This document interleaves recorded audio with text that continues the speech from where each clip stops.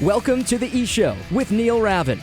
With over 1,000 NCAA commitments, the EHL is the proven path to college. Turn it up and learn more about the college placement leader at the Division II and III levels. Welcome to the E-Show, presented by the Penalty Box Foundation. The Foundation's mission centers around their daily motto, "We take care of our own," as they help out all of those within the hockey community who've experienced a catastrophic event. Learn more at penaltyboxfoundation.org. What's up? My name is Neil Ravin. This is episode number 78 of the E-Show, and on this week's episode, we feature a program that reached the 2021 Frozen Finals with both their EHL and EHLP teams. The Vermont Lumberjacks battled through anything and everything this past season, including relocating to Waterville Valley, New Hampshire for the second half of the year. Jim Mosso is forever proud of what his organization accomplished, and getting a taste of the finals is hopefully just the beginning of what's to come in the future. As always, we wrap up our Lumberjacks Team of the Week feature by putting together the program's all-time lineup. I'm joined now by Jim Mosso, the head coach and general manager for the Vermont Lumberjacks. How's it going, Jim? Hey, Neil. Good here. How's it going with you? It's going well, enjoying the off season, and welcome back on the E-Show. I wanted to make sure to have you guys on relatively around this time of summer so we all got a chance to kind of decompress from the year that was, and what a year it was for your program. When you look back on it, I'm sure there's so many thoughts that come to mind, but what's maybe the biggest takeaway from the 2020-21 season? I think that was definitely the biggest emotional roller coaster I've been on in my life. It's funny because after the season, we were just going through the phones and kind of just looking at pictures and stuff at the end of the year. And I was scrolling back and we have a file and we were looking at pictures from training camp where we were here in Vermont. And, it was a kind of a normal training camp. Like, we were playing, we did the kickball tournament at Letty Park. Like we did the bonding and hazing and then the fun day at the Rosales' family home. And I was just looking at pictures and it feels like it's like 3 or 4 years ago. It's just strange to look back at September and understand that that's still the same season that you just finished. It doesn't seem like it's been 1 year. It seems like it's been 2 or 3.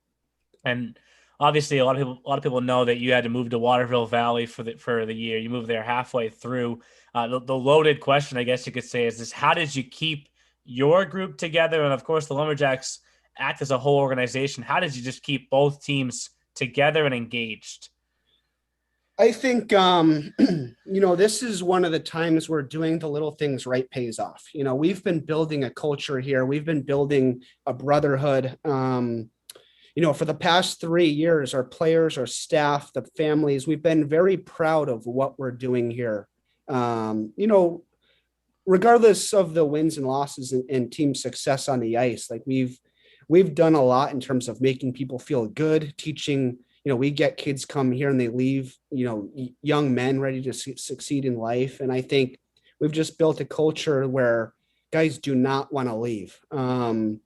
I would give a lot of credit to Jack Lowry, who was coaching with me. Obviously, it's just the two of us with 50 kids. And anytime you move to a different state in the middle of the season, like there was a point in the year where we didn't play a game for 2 straight months, So with the amount of teams and leagues and everything in junior hockey, it's very easy for players to just jump ship and go somewhere else. So for players to not do that over the 2 months in the middle of the season, that's really the best part of looking back and seeing the players actually stuck together. And that's kind of what makes this run and being able to make it to the Frozen Finals with both teams and being in Philly on that bus. And the bus was packed, but that ride to Philly was, bittersweet in that we just went through so much just to be able to see it down there. Was just an awesome ending to what they went through. Yeah, and I want to get to that in a moment, but there was one particular spot in the year where I thought, if he can keep this thing together still, then that would be a miracle. I had actually gotten in my car It was beginning of December, and yet it's actually when you had first moved to Waterville Valley, right? Your first game in Waterville Valley wasn't until January, but you had actually moved there with the intentions of playing in December, and then there was a positive case. The whole thing got shut down, and everyone went home. When the team went home for winter break, were there any thoughts in your mind like, who is really going to come back here after the new year? Yeah. I won't say his name on the air necessarily, but, one of our captains, who has a bright future ahead of him. His dad kind of brought me in at when this thing was getting shut down. And just the dad really was nervous about his son's future. And, and I didn't not understand him, but, I think what I said to the dad was like, look, we're in this situation. You've been here for a couple of years. You understand what it's going to be like. I just need you to trust us and buy into the process. And I said, there's two things that are going to happen. If you and your son walk away, and he's one of the three leaders of the team, that will send panic through the locker room, and everything might just collapse right there. I said, but if you stay, that I can turn this thing around, and we can do this together. And, I'm just asking you to just trust the process and believe in us as a staff and an organization. At this point in time, we had already gone through not being able to play through November. We put together that Southern Run trip. We were on the bus and headed south, and we got the phone call from the state troopers to turn it around or else. So we had already gone through, okay, like we can't play in Vermont. We found a location. We found a home for 50 kids and housing and a way to feed ourselves. And like, we got set up there. So it's like, he was able to at least see what the setup was in New Hampshire. And to see that as long as we can just get started and not have any major stumbling blocks, but we had a path towards the end, and I think if we somehow all got COVID, like on the way up to New Hampshire, didn't get settled in, didn't get to practice at all, and they didn't know what it looked like, I think it might have been a different outcome. But I think the leaders in that group were Doozy, Schmidt, Feinlease. I think they're the real reason the kids stuck behind them, because when those kids stood solid, everyone else just got in line. I think those three are really the people to kind of give credit to in this situation. And through it all, your teams had played single digits in terms of their game total by the turn of the calendar year. And, I know that you always have confidence in your team, but did you ever waver in thinking that both teams could make it to the finals, or just through the entire ride, you knew you could make it? That's a tough question. I'm trying to go back in my mind in terms of where I was. I know that when we started in September, I knew that both teams could have been powerhouse teams. Obviously we started off strong. We beat Walpole 2 of the 3 games, and the game we lost, we outshot them by 30 or something. And they're one of the best teams in the league, right? So we had won some big games. We beat Worcester early. Obviously we beat Valley early. So in the 2 months, obviously we got off to a hot start, and then for 2 months, we're just sitting there watching the other teams play, and we watched Walpole start to make their run.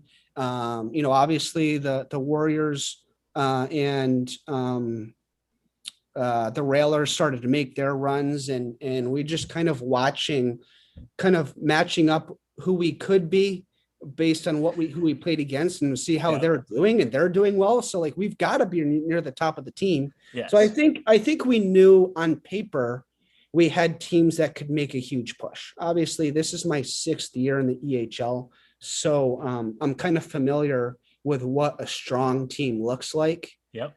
But man, it was fresh. I mean, we went into Christmas. We came into the new year with only 9 games played. I remember that. And the other teams in our conference, I remember the Seacoast Spartans had 25 games already played.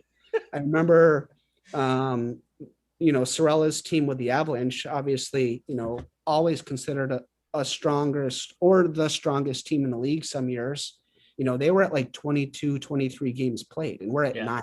So while we had good players on paper, we were so far behind in terms of experience that, we're playing in game 10 against the Seacoast Spartans, who's playing game 26, right? So like clearly their systems and their game experience, we're not even in the same part of the season as each other, So it's just, I knew we were going to have to struggle, but I think it's one of those things in the locker room where you can't give up, so you just find a way to get it done. And we took a lot of lumps early in January, but we were in all of the games. We just couldn't get over the hump. So we just had to change our mentality, and we just had to learn from our mistakes immediately, because obviously we were going to make them, but we had to not make the same big mistakes twice. And once we got to the point where we were just eliminating the big mistakes, we were able to just play. And you mentioned Jack's name earlier. To have him kind of as part of the support system, how much does it mean to you? Everything. I mean, Jack, for those that don't know, he's in his mid 60s. He's got his old school style of coaching in general. But the best part about Coach Jack is he is positive no matter what, and I could tell you stories of things that have happened and kids we've dealt with and situations that have come up where like, I'm ready to just, I'm done with the situation. And he finds the silver lining and it's like, Coach, we can do, like we'll be okay. We'll be okay. And he's just one of those guys that in this situation, he is always positive, so when you have another guy with you that's pushing for the positive and thinking positive all the time, that's the only way you can get out of a hole. You can't think negative and get out of a hole. So I think, that is by far one of the best things Jack brought to this group of players. So I need one story then. Can you tell the story of when you guys share the news with him that he was named Coach of the Year? Coach Jack is one of those guys that never likes to take credit, never likes to be the face of anything. Like, if the team's taking a picture, he's standing in the back, like maybe you don't even see him. Everything he does is for everyone else. So, obviously his team made a huge push and they ended up taking out the Avalanche, in the semifinals to get to the Frozen Finals. And the Avalanche may have had the best team. They might have actually had the best team in the league. So they may have, yes. It's definitely an upset. But to find a way to get those kids and go through that, like he just did a great job. And our program accomplished things that, nobody thought was possible. I remember sitting, with you and one of the owners in our conference and, saying like at the end of December or January, like we should know who the best team is. And, I just sat through that and just nodded my head and, so to be able to just go through and do what we did when no one predicted us, no one was expecting us, I think it was very obvious that he did such a good job. He should have gotten Coach of the Year. I thought it would have been obvious to him, but he wasn't even considering it, so like when we told him, he just burst out in tears and he hugged every guy in the room like 4 times. And just a very emotional, I think that might've been, I think if you ask him, that was probably the highest point of his coaching career of how he felt, So. And you broke that news to him down in Philly. You brought up Philly early on also. When you arrived in Philly and the whole week placed itself out, did it feel like closure to you from the year before, or was it bittersweet and not getting a chance to see things through with the 2019-20 team? Both. I think it was closure in that we got to experience the Frozen Finals, because for 3 years now we've been, 3 years ago with the EMOF group, we had the Wizards, we were up 2-1 in the final 10 minutes of that series in game 3. So like we were 1 goal away from getting there 2 years ago. I would say it's the bitter part of the bittersweet is, the Buffalo and Descanio group the way that team was built, their durability, how they were just an offensive team. They averaged 6 goals a game. They didn't take big mistakes. They were physical. Just beat teams up. Our third and fourth lines were a perfect matchup against other teams' first lines. We had won the series against all of the other 3 top teams in the league that were destined to be there that year. In my heart, I believe that group was going to win the championship, and especially when we got to see the makeup of the Frozen Finals, where it was 4 games in 5 days, and that team could have handled it. We had the depth. They had the right mentality. I do believe that team, got gypped of a championship, so it feels good to get back there. But I felt like our best team that we've had, the chance to win with, didn't even get a chance to play for it, and that's always going to burn as a coach. Yeah, because the 2 seasons prior to that, you had the Wizards each year, got knocked off by them each year. I remember the game that you're talking about, actually. I believe that your second goal in that game got called back because of a high stick, if I remember correctly, too. Yeah, that was Despanio's high stick. Yeah. And I looked on the video, and like it was dead even with the crossbar. Like it's a coin toss in terms of if you call it a high stick or you call it a goal. What sucked about that series was, the Wizards had the bye in the first round, and we had to play the best of 3 against the Rough Riders on like a Friday, Saturday, Sunday, and turn around and play the series against the Wizards on the next Wednesday, Thursday, Friday. So we played 5 games in 9 days or something, and the other team had a bye, and Emhoff got a skate to his leg in the first period of game 1. So we were playing without our best player in that second series. And it's just like everything just kind of stacked against us. I think that team should have been to the Frozen Finals too, really. Yeah. That team went 17-2 in the second half of the season to make a drive from 7th place or whatever to up to 3rd and to be where they were. So we've just been so close for so long. That it was nice to get to see it. And that's kind of the closure part of the question that I was asking there, to finally break through and make it to the finals. And I think when I look back on the finals, yes, there's always going to be a team that walks away from it ecstatic because they won the championship. But from a league perspective, every team won a game. So I can't ask for anything better than that. But the overall experience and the level of play between those 4 teams, are you of the belief that if we play out that stretch of days 5 different times, a different team could win each time? Yeah, I think if you gave us 10 more days, I think we could have won. I think we were still learning. We were still putting in systems and learning and getting better even through playoffs. If you look at, the Rangers won this year, and we played them one time and we beat them.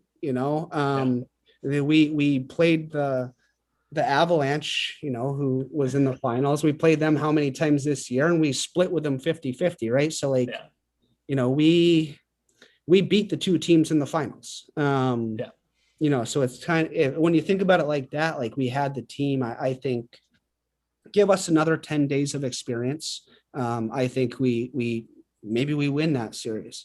Yep. And I have to ask, one of my favorite moments of the finals, I don't have all the tiebreaker scenarios still in my head, but there was a moment when you looked over at Adam Hooley, I believe. I couldn't hear what you were saying, but I believe you had the idea of maybe going 2 empty nets against each other. Yeah. Is that the message that was shared? Yes. Yeah. I believe it was, I think Hooley called it. It was a scenario where there was only like a minute left or something. Yeah. And Hooley called a timeout to figure out what they needed to do to move on. And there's obviously tiebreaker scenarios because it's a round robin. So what we needed to do, we wanted to win in regulation. Yeah. Give ourselves that point so that the Rangers had to beat the Avalanche in regulation to beat us. So we wanted to find a way to win in regulation, not just get to overtime and win in overtime. And at the time, what was it? Was it tied or were they up 1? I think they were up, or I think it was tied. Actually, I think it was tied. It was tied. It was 5-5, and they were in a situation where, because of the tiebreakers, they had to win by 2. And I heard one of Adam looked up to his players up in the stands to, they were doing the math of the tiebreakers. One of them yells out, "You have to win by 2, pull them." And I heard that, and we're in the timeout. Jack's talking to my players, like I'm trying to get Adam's attention, and I just say, "Adam, double pull," and he looks at me. And I just saw him, like, his mind for 10 seconds, his mind goes to, he's like, and I'm just like, the puck was in the neutral zone. The faceoff was in the neutral zone. It's not like it was in one team's end. So it's just like, I'd rather one of us make it than the other option. So at that point, it's like, rolling the dice, who cares? So we almost did it, but I will say, like, I was willing to do it. The 87s decided, what, now let's just play. But yeah, I was ready. If he said yes, I was gonna do it. I would have called my timeout right after and got the chalk talk out, and we would have played 6-on-6. I still say, obviously the championship game went to overtime, so I have to label that as maybe the best game of the week. That game between your two teams, 87s and Lumberjacks, entertainment-wise, may have been the second best then, because there were some high skill goals back and forth and just awesome. I think that game was great. I thought our game against the Rangers was probably the highlight for us, because we were down by 2 with 5 minutes left. We got a power play, pulled the goalie to make it 6-on-4, scored that to get within 1. On the next shift, the infamous whistle from the stands. So we, the whistle from the stands, for those that didn't watch, there was just some dad whistled for no reason. It sounded like the real whistle. So all the kids on the ice stopped playing. I said, it was actually Doran. I said, "Doran, play it." Like, I could tell it wasn't a real whistle, and he just flipped the puck to the far blue line. And, one of our guys up front realized the play was still going to, and ended up with a breakaway, tied it up. And, I think, we just kind of caught the Rangers confused, and they panicked a little bit, and we just had all the momentum, and we just kind of steamrolled over the top. Got a little lucky when, they tried to pull their goalie, and we turned the puck over at center ice when their goalie was halfway to their bench. And it's just, I think that for us, that might have been, the coolest game of the year. But I think the 87s game was, that was a back and forth one as well. Exactly. And before I bring Jeff on to put together what will be another very stout all-time lineup, in preparing for that section of this podcast, obviously there's going to be the obvious names that stand out in your history, the Descanios, the Buffalines, Corey Doney, you name it. But the trend that I've seen is there's a lot of players that spent time with you at the EHLP level when you were the EHLP coach, and then they climbed their way up to the EHL team. Case in point, Connor Carbo. Was that always a mentality of yours? Is that what the message that you sold while recruiting? How did it all play out like that? Yeah, that's something our program takes pride in. We try to give every opportunity to our premier players to grow from within. I think it just happened to be, I was the premier coach, and I just happened to be fortunate enough to get an opportunity to climb within the program myself. So if you just look back on kind of just the way we've operated, I didn't necessarily know that's how it was going to play out as it was happening, but the players that learned to do well at the premier level while I was coaching and then got called up and they got an opportunity to move up, they just happened to do really well too, and I think that shows just the long-term plan of how we were coaching, how we were teaching. You look back and it's funny because we've had a lot of really, really good players come through our program, but the players that have been in our program the longest and started with Premier, moved up to EHL, are actually the best players we've ever had going to college hockey. Descanio has the league record right now for the EHL. He started with Premier and was a 3-year product and move up within the system. Bufflin would be, our all-time leader if it weren't for Descanio. They played side by side for 3 years, and he came to us right out of high school, played for Premier. He had the league record for Premier points that year. Carbo played Premier, moved up, and his story at Wentworth. You had Corey Doney, which is arguably the best player we've ever had. Like, that kid's going to play pro hockey. He played a year of Premier.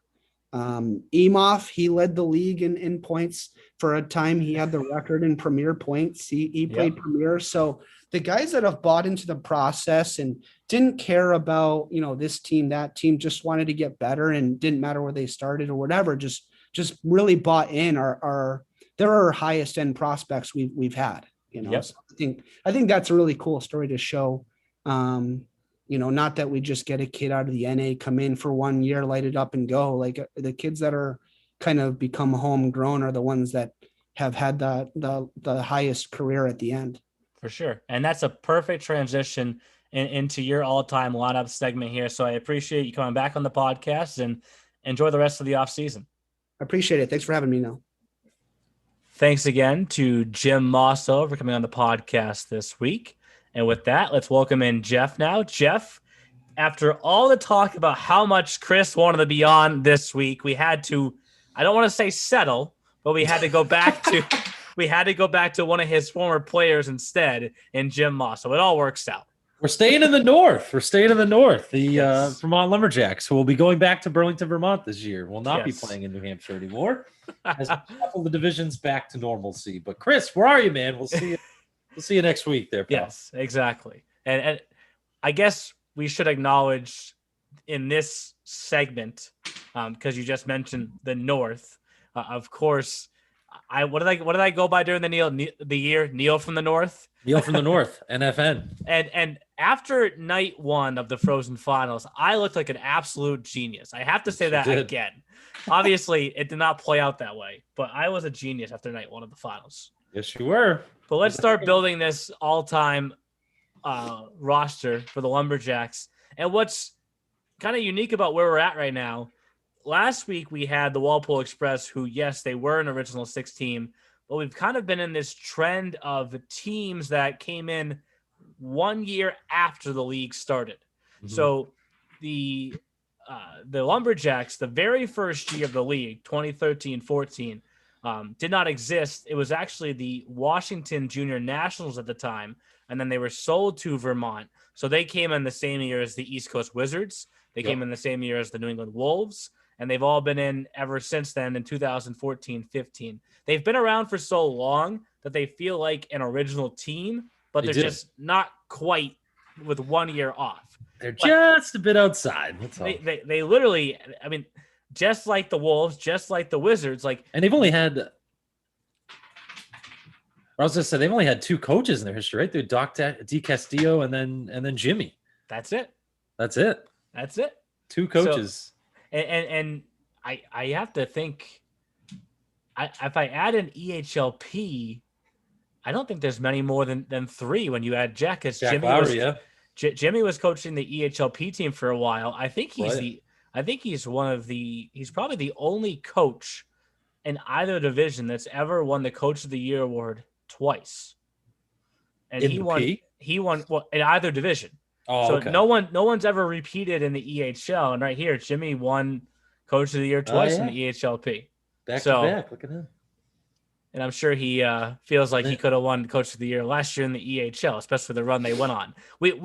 Jack took some hardware for the organization. So look at that. So three of those years, you got the Vermont Lumberjacks with the Coaches of the Year. So yes, and I know I mentioned it in my interview with Jimmy, but the job that both him and Jack did, and you kind of mentioned it when we first started there, just to keep, just to hold everything together last year with what that program had to go through, because every state was so different, but for some reason Vermont was just as strict as any. And I want to say when they hit the winter break, their game totals were 9 and 8 EHL and EHLP, something like that. Yeah, and then I want to say they were 6-3 and 6-1 or something, or like 6-3, and it was But like, they oh, had to play so many games in the second half many. each. But then they both make the freaking Frozen Finals. Right. Like we kept like pounding that right during the Frozen Finals week. They like to play. What was it Jimmy said?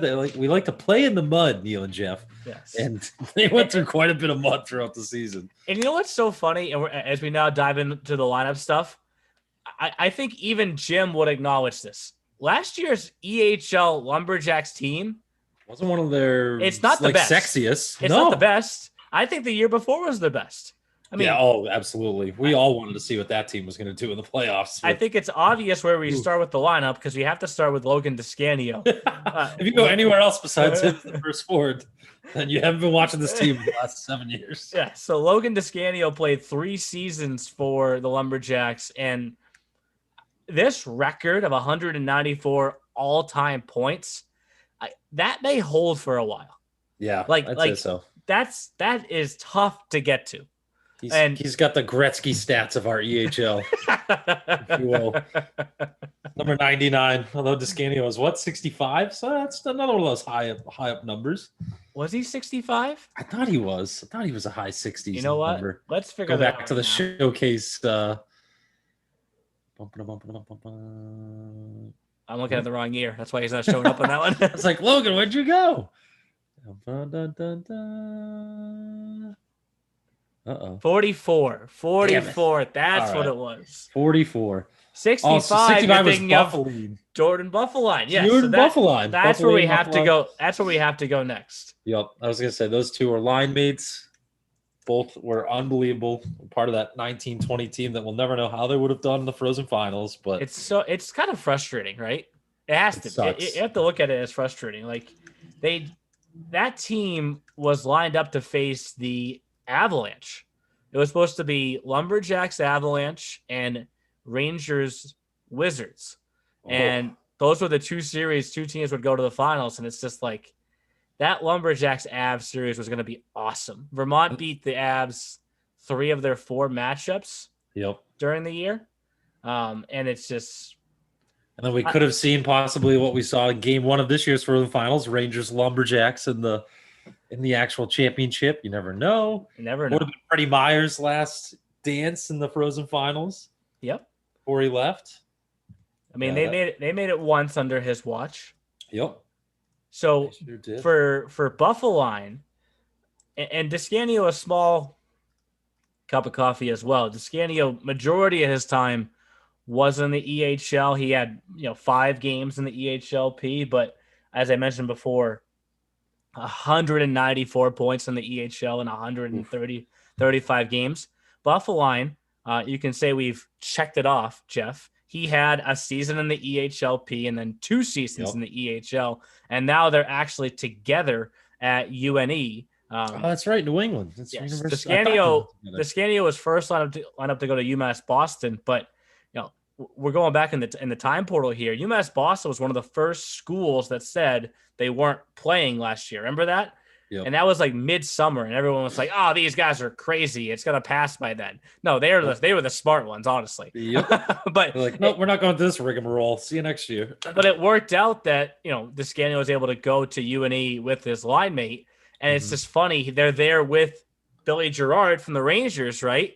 And I have to ask them at some point, like, how often do you guys talk about who would have won if you had both made it to the finals? You know what I mean? I bet they talk about it. Definitely come up. It's definitely come up. Razz each other in practice about it. Someone takes a good shot on Billy, and I would have sunk that. Imagine if that would have looked like at Schneider Arena there, Billy. But, all right. So obviously, those were 2 forwards that we knew we were going to. Descanio with 91 points this last year in the EHL, and Buffaline just under 70, had 69 of his own. They were just awesome throughout their time in the league. I need to find the all-time statistics tab. That's what I'm looking for here, as you see me fumbling around, Jeff. And another big thing, too, Neil, I was looking at, I didn't realize besides their first year, they've made the playoffs every year. The Lumberjacks have. I mean, and just look at some of these forwards that are up here. Like we've obviously got 1 and 2 covered in Descanio and Buffaline. I want to go next to Kyle McDonald. I actually remember it was the 17-18. Story time already? Well, it was the 17-18 year. So McDonald, another EHLP for a season, then climbed up with Coach Mosso to the EHL. Is at Nichols now. I remember when the Wizards knocked off the Lumberjacks in 2017-18 to advance to go face the Avalanche, who eventually won the championship. But I remember standing on the platform, whatever we call it on this podcast at the Wizards, my contraption. And Kyle McDonald took a knee on the blue line after the game was over, and he was the last one on the ice. And he just sat there for a while. And I went up and actually talked to him afterwards, and I was like, Kyle, you had like a fantastic career in the EHL. You should be proud of everything. Obviously, unfortunate to see the season end the way that it did. And he goes, honestly, I wasn't upset on the blue line. I was just taking it all in. And I was like, huh. He goes, you just spend 3 years of your life doing something like focused. Like he's from Vermont, right? He spent 3 years. High. He spent 3 years with the Lumberjacks, and now he's at Nichols. He's like, it's just going to be totally different. Yeah. And just to see or hear that perspective and thinking that it was more just about, it sucks that we lost. I think he was it was more like looking at it with a sense of gratitude, if you will. Yeah, and I always remember that moment for some reason. So, and that's not why he's on this list. I mean, he was a fantastic player. 3 years, as I mentioned, with the program, and he's technically, it was Descanio number 1, Buffalo number 2, McDonald number 3, 110 points of his own throughout. Like you said, just another one of those EHL commercial projects, if you will. One of those guys that put up points in the EHLP, came up with his coach. That's always nice too, especially for both of them, right? I mean, it's a comfortability thing for McDonald and for Jimmy when he was transitioning to coach the EHL team, to be able to take up somebody that was able to produce for you at a high level in the Premier League and then bring him up to the next level, and he continued to produce. That was good for both sides. And then he went on to go play some college hockey at Nichols, still there. So I got to be selfish last week for a moment. You did as well with Walpole. In terms of fantasy, I know you're going number 82. I have to. Like Egan he was Schmidt, actually next to my list. Egan Schmidt was my boy last year, and like every game I would call, he'd come up to me afterwards and be like, "Was that enough points for you?" Not quite, but if you want to just keep going, like he honestly, I know Terramani won the MVP, and it's not a shot at Terramani. He deserved it. Like one of the next guys had to be Schmidt. Oh yeah, for sure. He was so good for this team. 64 points in 42 games, 25 on the power play, 4 shorthanded, 7 game winners. Like, and he just played the game the right way, right? Like he played all 200 feet, never gave up on anything. And down the stretch, like, we can go into the game log here. There was a stretch late in the year where it was just like getting silly. Like right here, every day he was putting up buckets of points for you as we were getting texts. Look at this 5-game stretch where he put up 14 points in 5 games, 3 game winners. Like 2 points was a bad day of work for him. He wasn't putting in 3 or 4 points. And like this one, no points, but they won, right? So I was kind of like, Egan, come on, man. Need a couple more from you today. Yeah. Well, see, I wasn't sure if you were going to go with Egan there or if you were going to go with your nephew, if we remember from story time too. Well, we're not quite at the D yet. We're gonna go sprinkle back and forth. We could go forward D. We haven't done that yet, but we'll definitely get to the D. But that kind of keeps with the trend. We're working down right now. We've got 1, 2, and 3, and actually now 4 top scorers in a row. 5, a little bit of a throwback name, Dom Kuziak. Yeah, he was in the league probably back when I started, right? Yeah, 15, 16, and 16, 17. I mean, look at the jump he made from year 1 to year 2. Year 1, 29 points. Year 2, 62. So I'm just going to come back next year and just double my production quickly. Just going to press the speed burst button and just dump a bunch of points in the back of the net. And then stayed up in the Vermont Burlington area and now is at Castleton. So I think we have to kind of keep with this trend. I know it's kind of awkward that we're just working down the top scorers, but they all deserve to be here. Yeah, absolutely. Dogs. Actually, let's see. Who else do we have? Oh, Bayshard. Yep. Making it down the list was another big one from the earlier years of the Lumberjacks that I remember. Andrew Bayshard. We'll probably have to have a roster at some point of players that were on Mosso's EHLP team and then worked with him up to the EHL team because he was part of it. Like, look at these jumps in production. His first EHLP year, 21 points. His second, 74. What just happened? How much work did you put in the offseason? In the video room, on the ice, combination of the two? So he's a 4-year player. 2 years with the EHLP team, 2 years with the EHL, and then staying kind of in that area across the lake, if you will. Oh, yeah. Over to SUNY Plattsburgh. So we'll put God's country up there. Exactly.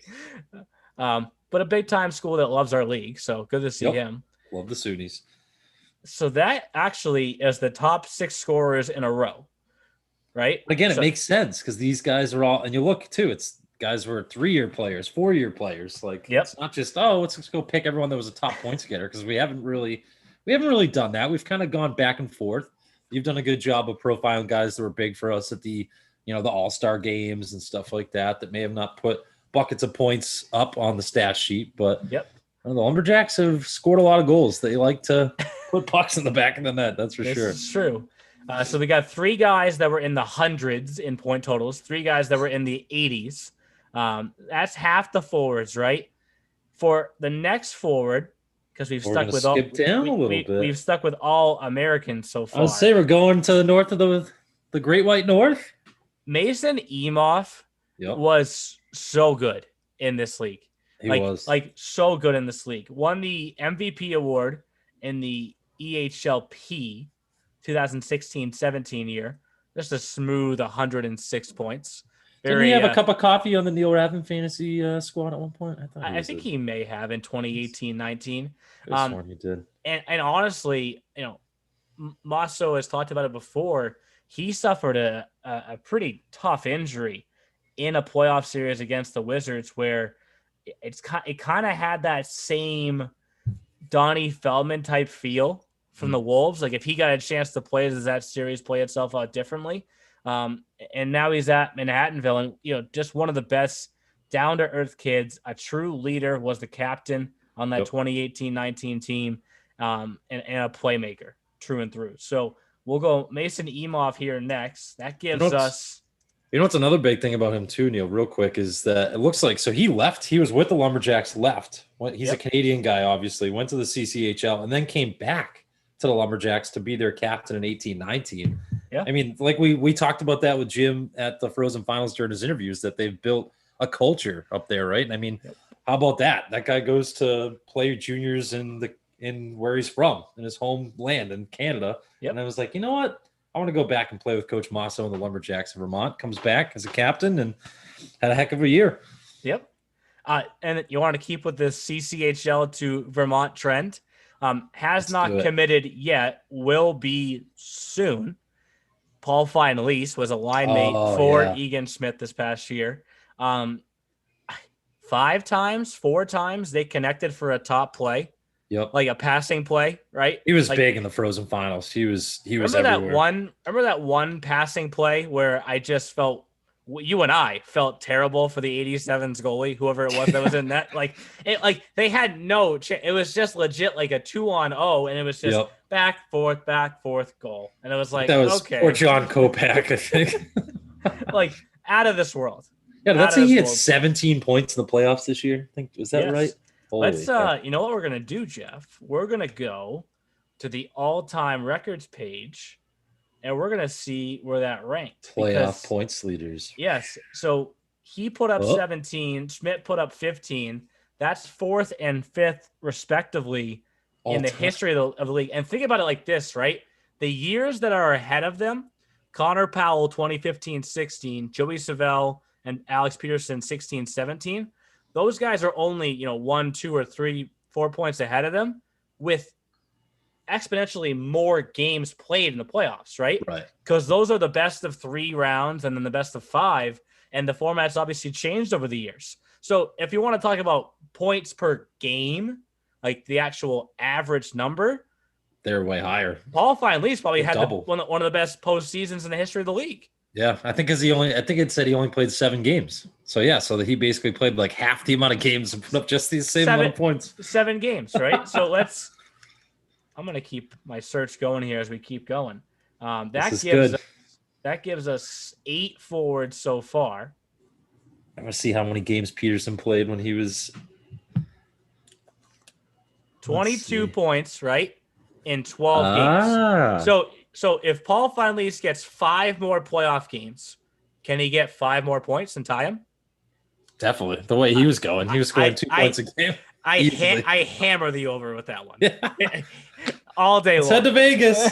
Let's go call our friend Lauren Smith and put in some bets. So as I mentioned, that gives us 8 so far. And this is where it's going to start to get tough because there's going to be a forward or two that doesn't end up on this list, but it's just how good they've been. Like, right. They've just had too many good forwards. Had too many good forwards, right? Like, Davis Bone is believed to be coming back for another year, right? Yeah, I thought he was a stud for them last year. Well, he's another guy too that he was up in the top of the league this year for goals scored. I think he finished with over 20. It was around 20 or 25 goals scored.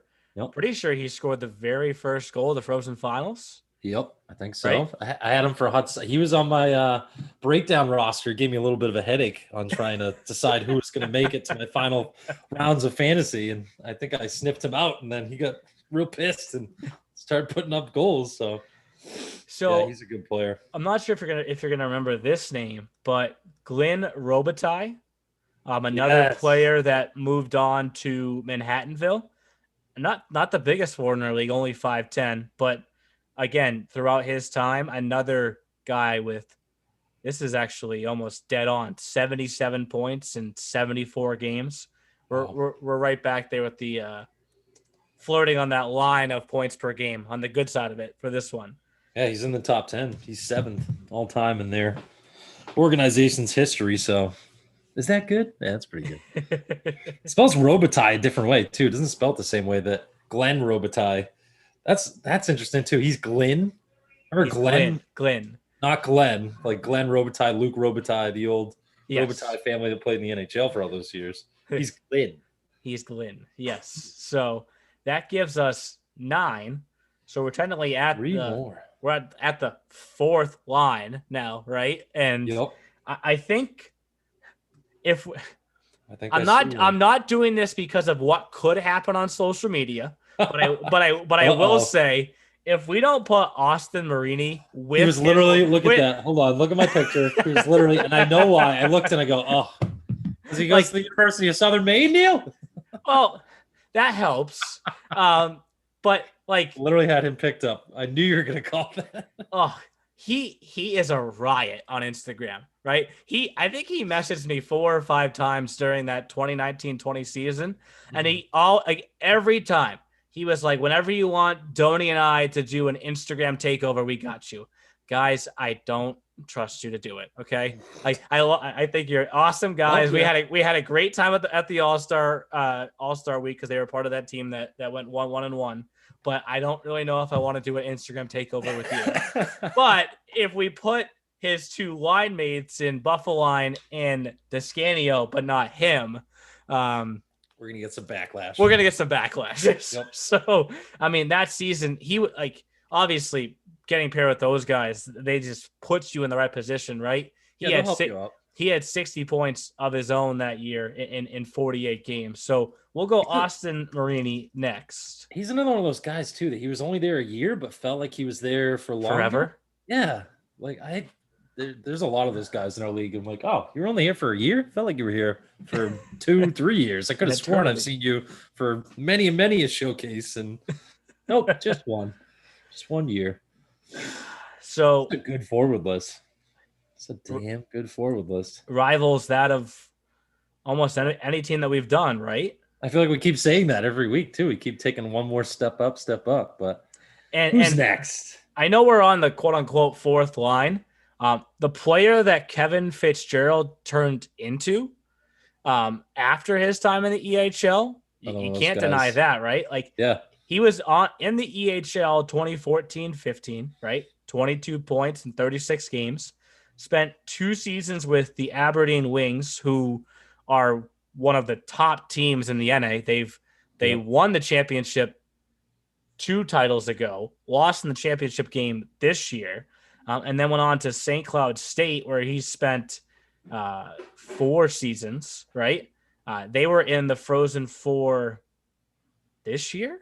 They were in the national title game this year. Yep, and they've always been one of those teams that's ranked in the top 5 consistently. And I think he might actually. Does that look like he's coming back another year? He has a COVID year, I think, so he might actually be going back there for one more. So I just saw 21-22. There you go. And he was an assistant captain for that team this year that reached the title game, right? Yeah. We saw that was the team that lost to UMass Amherst. Right. Yep. Well, a championship game that nobody thought would be 5-0 or whatever it was. That was a quickie. Right? That was a quick one. So that gets us down to 1 forward left. 1 forward. Do we kind of have anyone that could be a good story? I'm just gonna point out some names that it could be, right? I mentioned Davis Bone. Adam Kuzier played alongside, I want to say, Emhoff. This 2018-19 year, now is at Fitchburg State. He was a fun player in this league. Yep. Connor Foley was part of that team also. Now is at Franklin Pierce. There's so many good options here. I remember Landon Machiniak. Was that how we said it? Mchniak? I think it was another one. He was there for almost 90 games. I want to say he played D also, right? He was another one of those guys. Yeah, we got a couple of guys, I think, on this team that were he's got forward listed. We got forward listed. I think he played D also, I want to say. I also really struggle with that name a lot. I was like, McKiniak? I think Jimmy's at home slamming his desk. Oh, heel Chaffins. I think I want to go Nate Foster. Nate Foster, okay. So he was part of the 15-16 and 16-17 teams. Again, went on to Nichols, which is a little bit of a pipeline there. But he himself had 68 points in 76 games. He was steady. He was part of an all-star team, and I don't remember which one. I know we brought him though. I do know we brought him. He was there. I think that was the year we faced the club all-stars. But Nate Foster, to me, I think rounds out our 12 forwards. And rightfully, he's the 10th leading points getter in Lumberjacks history. So that's perfect. Makes sense. And did so in 2 seasons, right? So I think we have a good balance of guys that spent 3 years, guys that spent 2 years, and guys that spent 1 year. Yeah. So now, for those that heard it earlier, we can get to my nephew. There we go. This is a good story. Oh man, like he was a damn good player. He was a damn good player. Good kid. Great kid. He had unreal speed, and he called me Uncle Neil for some reason. But Corey Doney was one of the best defensemen, honestly, that's ever been in this league. Another one that played with Mosso on the EHLP 16-17 team, kind of went away for a year and spent 2 seasons with the EHL team. I would say he was one of the most outspoken players that they would have beat the Avs in that series. Mm-hmm. he definitely commented that a few times. Is at SUNY Plattsburgh now. And I think what stands out to me about him is like the other alumni that have advanced to SUNY Plattsburgh that have like reached out and said, damn, this kid is good. Like, it's pretty significant. Like Anthony Del Tufo, Grizzled, our partner of the league, texted me at one point and was like, I didn't realize how good of a skater he was. Like, he glides, basically. It looks like he's just gliding, but he's going so fast that you can't keep up with him. Yep. So I think we got to put Corey Doney there, start with him. Perfect start. So that's kind of more recent, if you will. And then to work back further in the history, I got to search the name here. Ooh. Here we go. Marcus Kumels. I remember him because it was an odd name. Where's he from? Switzerland? Europe? Somewhere overseas. Latvia. Close. Latvia. Hey, Switzerland. Latvia. Kumels, he was just steady, right? Yeah. Spent a season with the Lumberjacks, some time in the NA, and now is from Latvia to the University of Alaska Fairbanks. Sheesh. So talk about it might be kind of similar though. I think parts of Alaska are very similar. So what way do you fly, Jeff? West or east? I don't know. Toss up. But he was. Was. You like to fly over? What do you like to fly over the most? I guess. I just remember because his first year in the league was my first year in the league, 15, 16. I remember him being one of the first players that I saw, and I was like, "Damn, this kid's pretty good." Yeah. And Marcus with 2 S's. Yes, and deservedly so. Now plays, his Division I hockey in Alaska. Kind of unique how it worked out for him that his NA career began in Pennsylvania, then went to Alaska. So when all is said and done, when this college career is over, he'll have spent solid 6 years or so in a row in Alaska. So must enjoy it. Everywhere. He must enjoy it. I think so. That gives us 2 of the 6 Ds so far. What about Barber, Neil? That was another one that I had high up on my list. We have to put Andrew Barber here, another player that was an all-star in this league, and part of the all-star team that faced the college teams. I know that one. I know that one for a fact. And I want to say his brother played in the league also. I'm gonna check on that for a second. Dun, dun, dun. As I type a name here that's not even showing up. But his brother, prospects is like, who? I believe his brother played for the New York Bobcats when I first got into the league. Oh, the old Bobcats Royals, New York Bobcats, Long Island Royals. Yeah. Yes. So, but Andrew was awesome in this league as a defenseman, right? As a defenseman, he put up 65 points of his own, and we said that there was kind of a Nichols pipeline earlier with Vermont. There's also a Castleton pipeline. Yep. So we got Andrew Barber in there. That gives us 3 of the 6 D quickly, right? D seem to go pretty quick for some of these teams, especially like the Lumberjacks. They're an offensive team, so I feel like they get a lot of offensive defensemen that can move the puck up, play it in all 3 zones, kind of faster shooting guys, and you just teed up the guy that was next on my list. Oh, was he really? Tyler was another really good one. Yep. Was a captain, and he was tough name. He was just steady, right? Yeah. Like he was never out of position. Came to the EHL after a few 4 seasons at Albany Academy.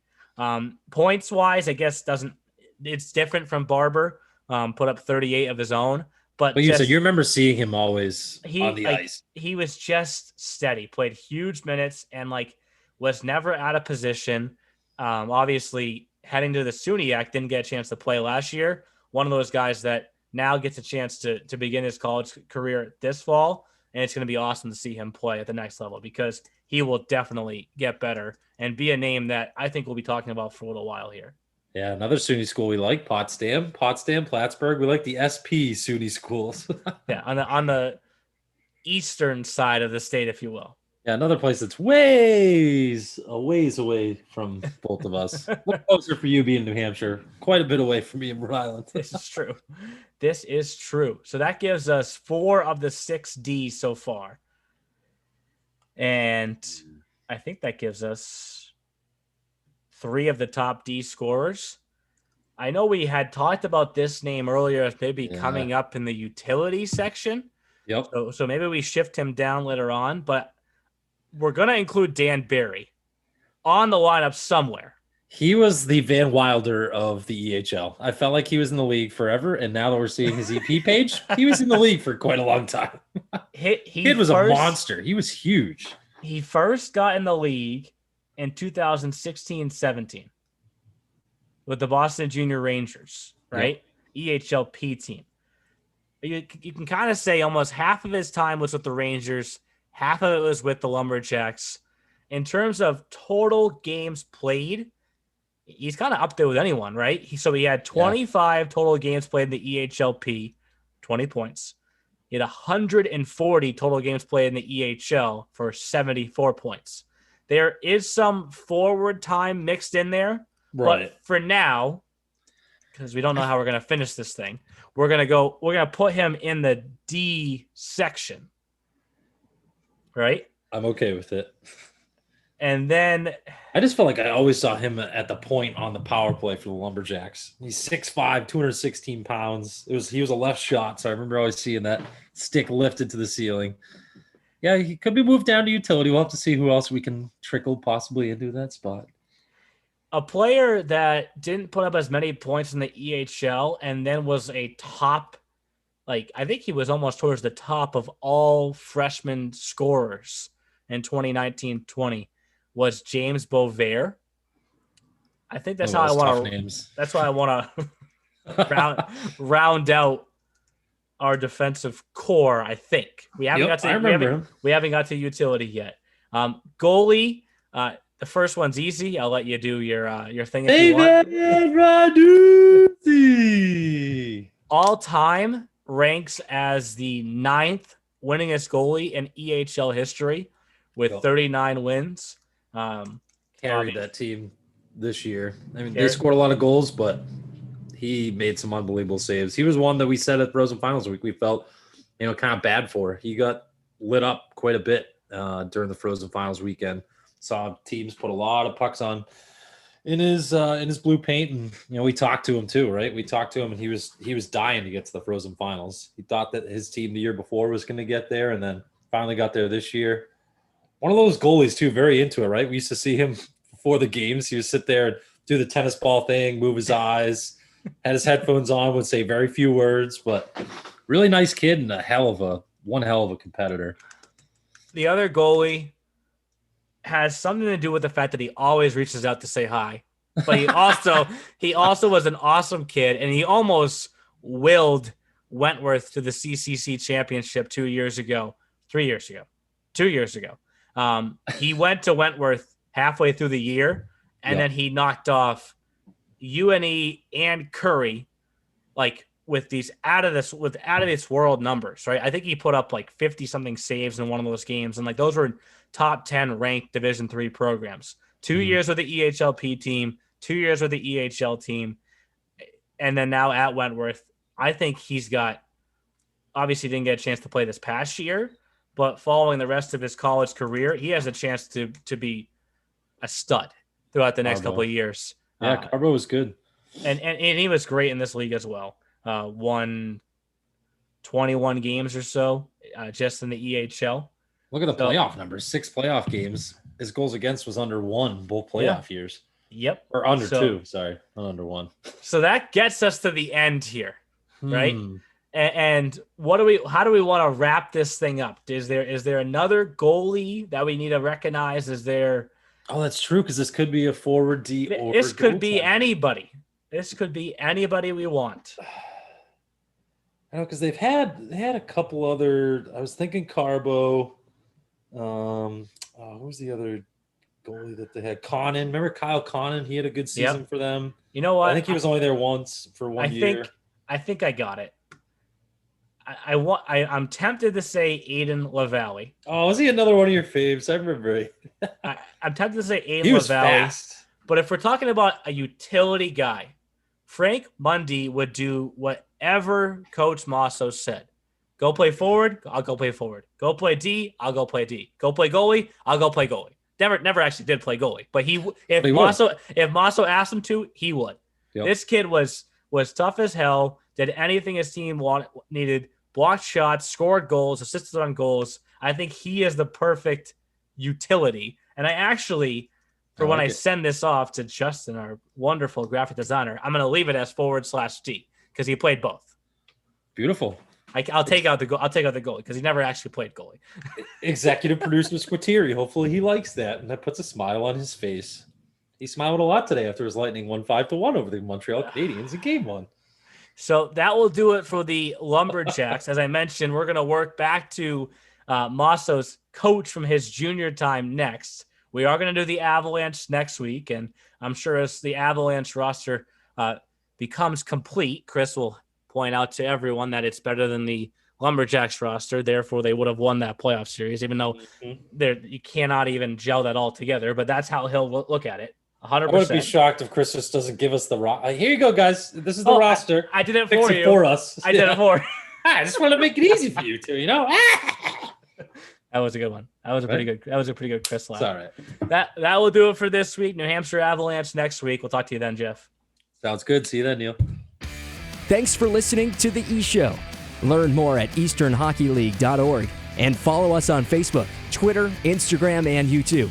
Also, be sure to subscribe and get notified when next week's podcast is released.